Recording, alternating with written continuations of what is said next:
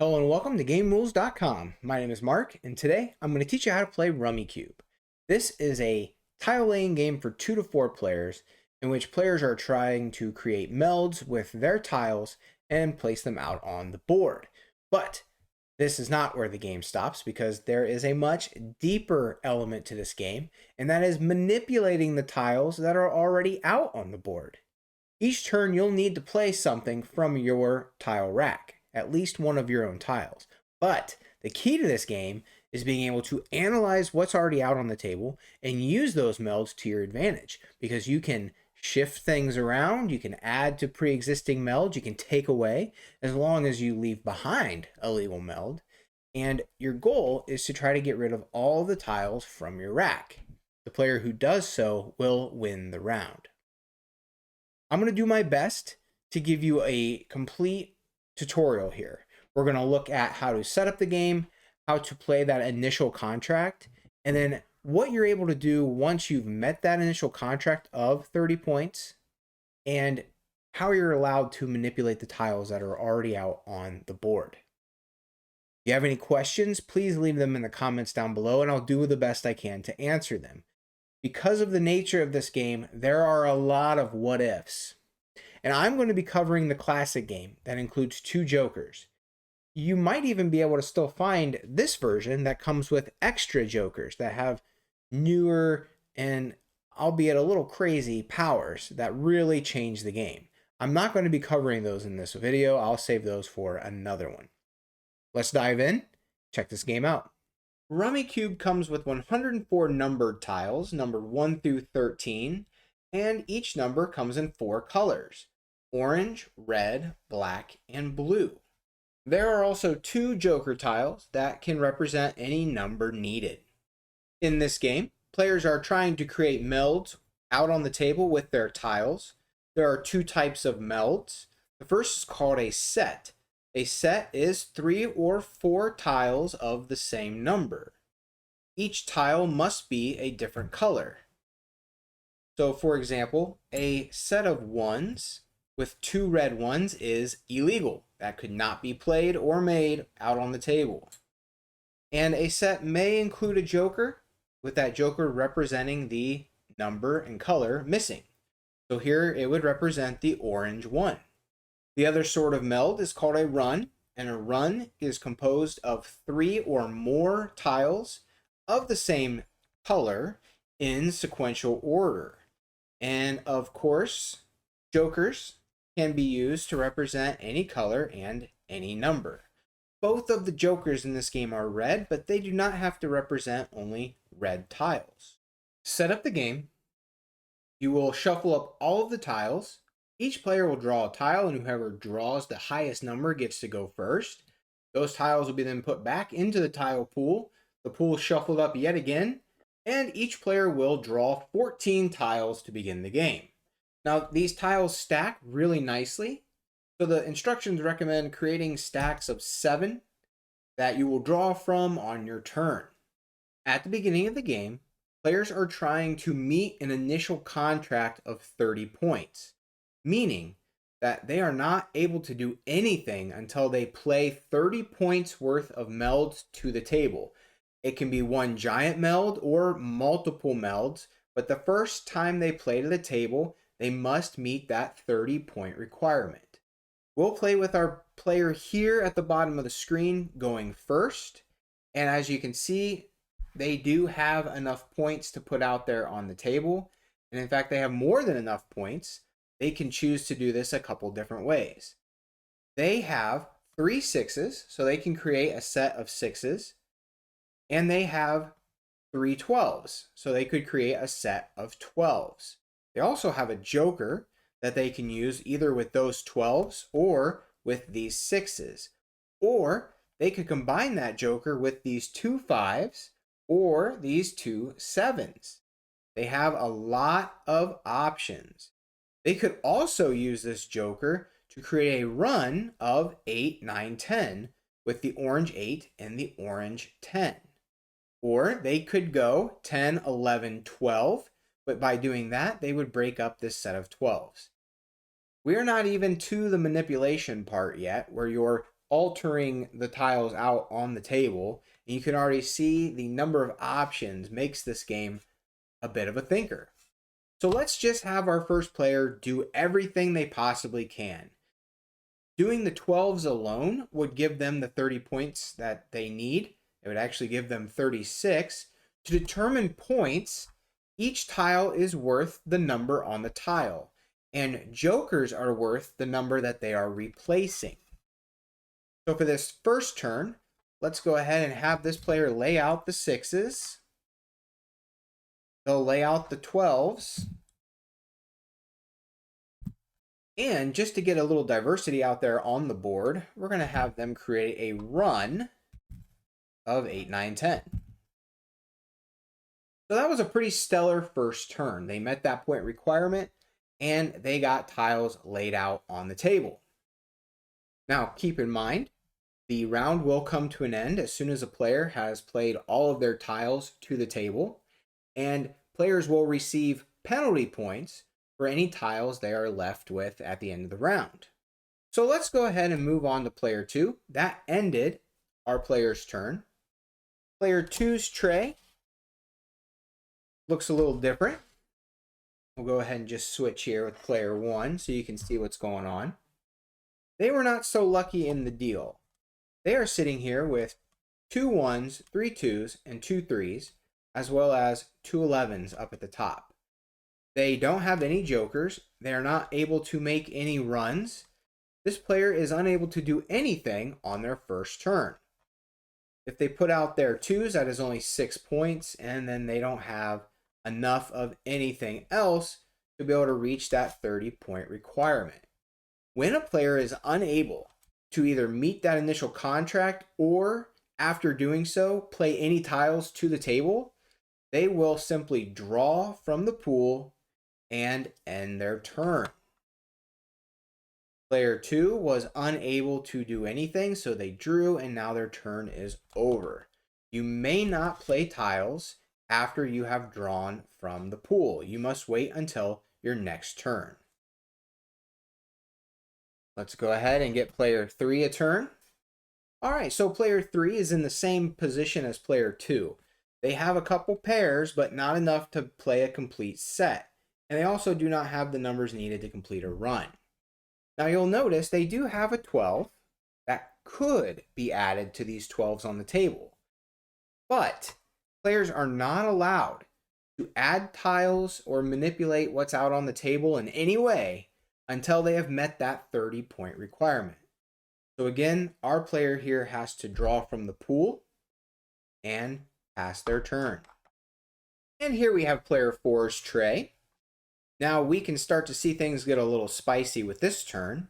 First of all, they have 3 9s and a joker, and that will allow them to meet the 30-point requirement because 4 9s is 36. So they'll go ahead and play these 9s to the table. Now that this player has played their initial meld to the table, they are actually able to start manipulating or adding on to other melds that are already out there. For example, they have the black 12, so they could also play that to the table, adding it to that set of 12s. And here's where things get interesting.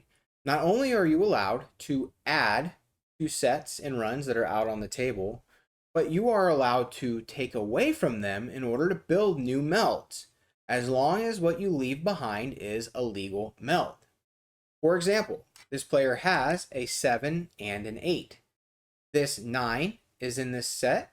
They can take that black 9, leaving behind the joker.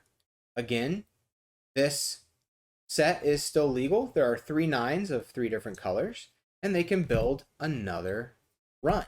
7, 8, 9. And they can throw their 10 out there. Look at that. 7, 8, 9, 10. They could have taken the joker to use in a meld. Whenever you take a joker, it must be replaced with a legal number. So here, if they were to take the joker to use, they could not put down another red 9.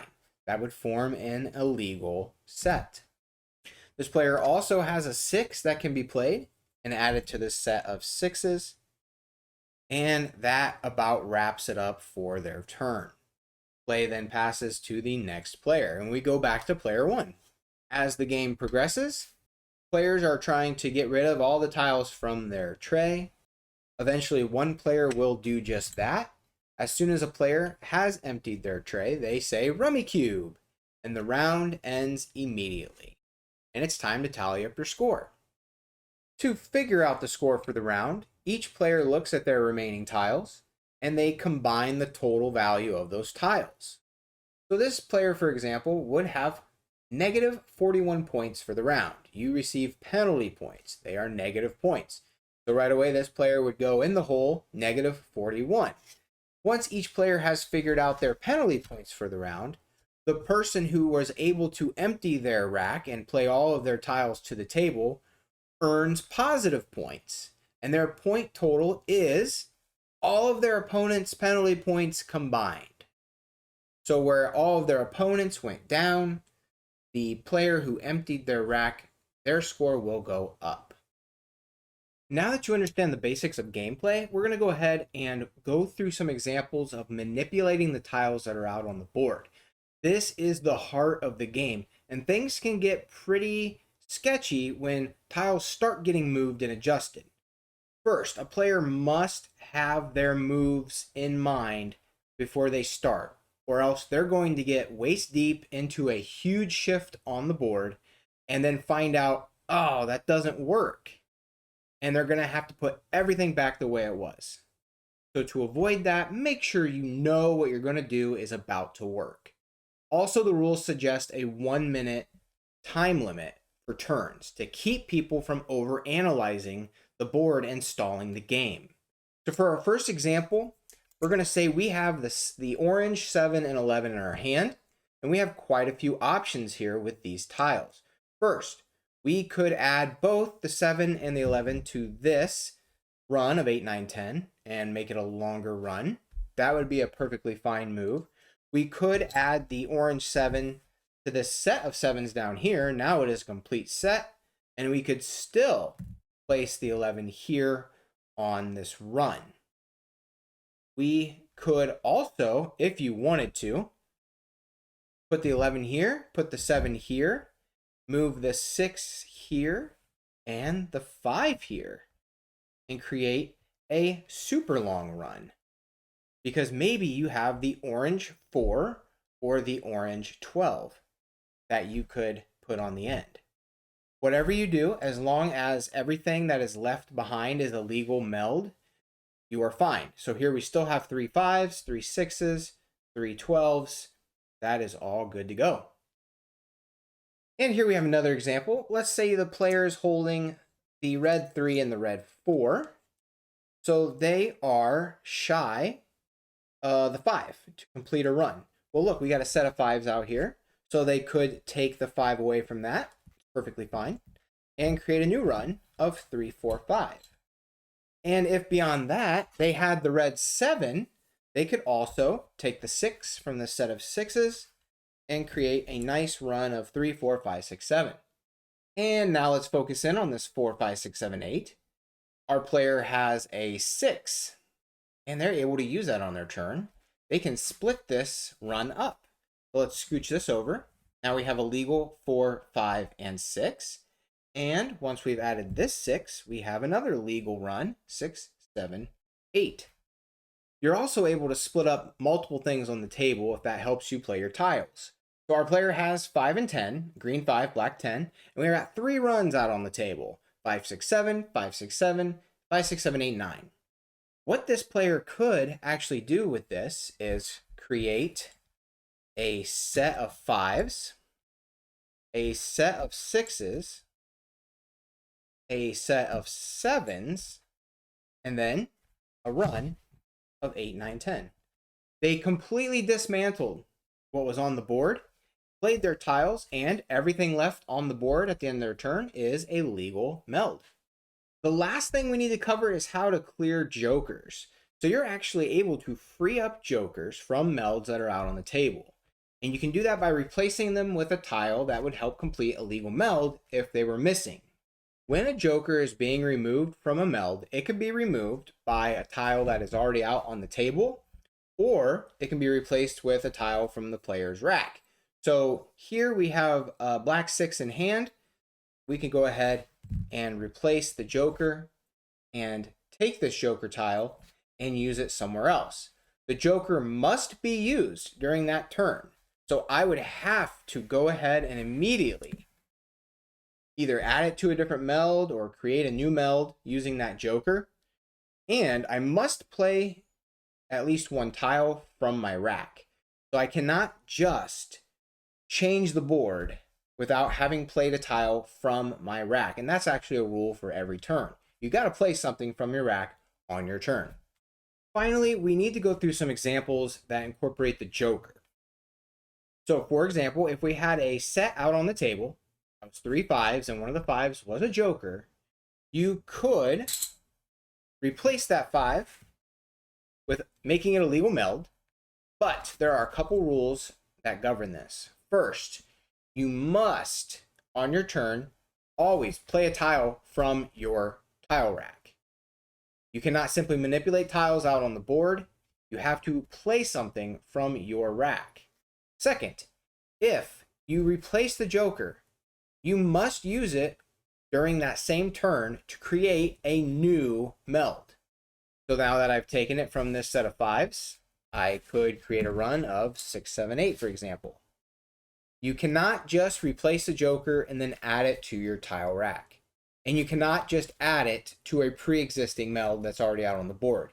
You must create a new one.